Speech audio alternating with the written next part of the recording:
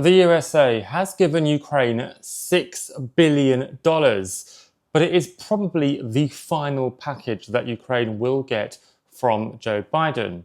Joe Biden is moving out of the White House and Donald Trump is moving into the White House in a matter of a few weeks. $6 billion though, that's pretty good. Joe Biden said that he wanted to give Ukraine the best chance it could have in terms of defending its land, and that $6 billion would probably help. I'm sure $6 billion would probably help you or me as well. But those $6 billion are not purely for no. In fact, the military aid only amounts to about, well, I say only, roughly $2.6 billion. The rest, well, a lot of that is going to be budgetary. What does that mean, budgetary? Budgetary basically means that it keeps Ukraine running, the country running during war. So things like pensions are paid out and government salaries, including things like teachers. Because when a country's at war, it's not just all battleships. No, you still need to keep people actually living in the country.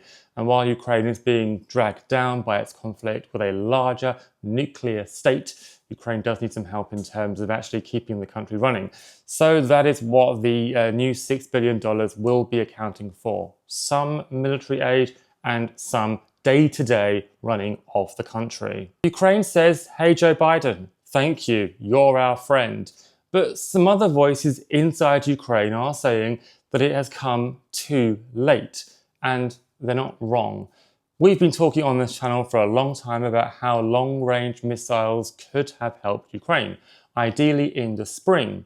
Instead, Joe Biden gave permission for Ukraine to use the long-range missiles it gave to Ukraine on Russia only just recently. It almost seemed like Joe Biden was saying, it's going to be my problem if I let you use those weapons on Russia.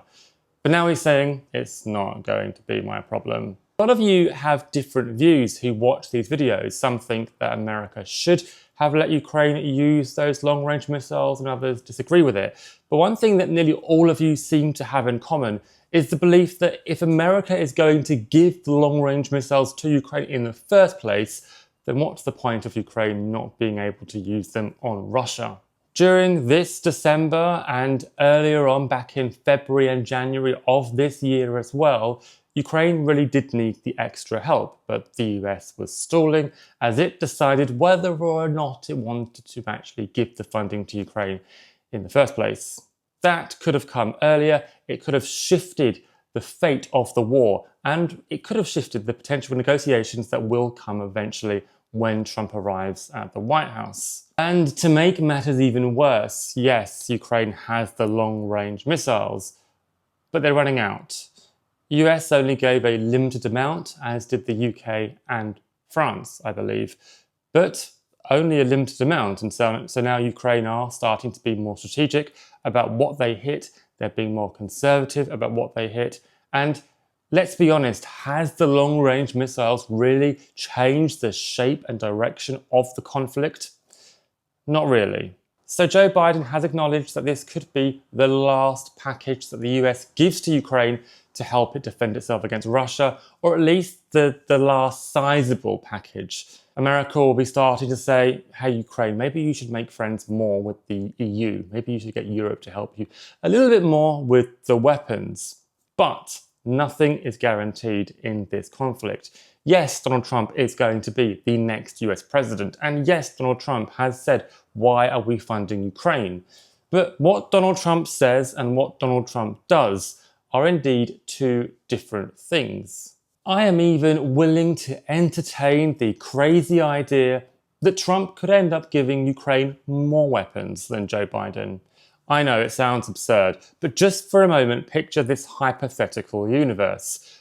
Well, we know right now that Trump's peace deal involves Ukraine and Russia listening to him.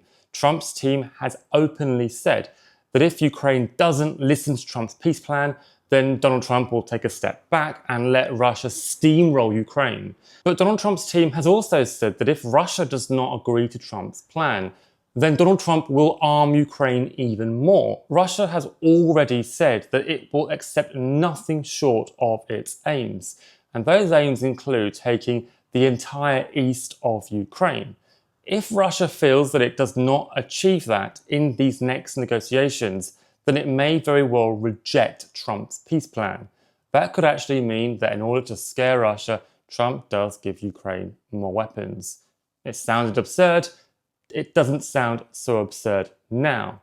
And if you think that the idea of Trump giving weapons to Ukraine is indeed insane, let me just ask you a quick question. Which US president was the first to give Ukraine Javelin missiles? It was in 2019. So yes, it was Donald Trump. When I made this video, I was going to title it as the last military package for Ukraine. And indeed, it could be the last US package. But it could also be the start of something much bigger. We'll have to wait and find out which one it will be.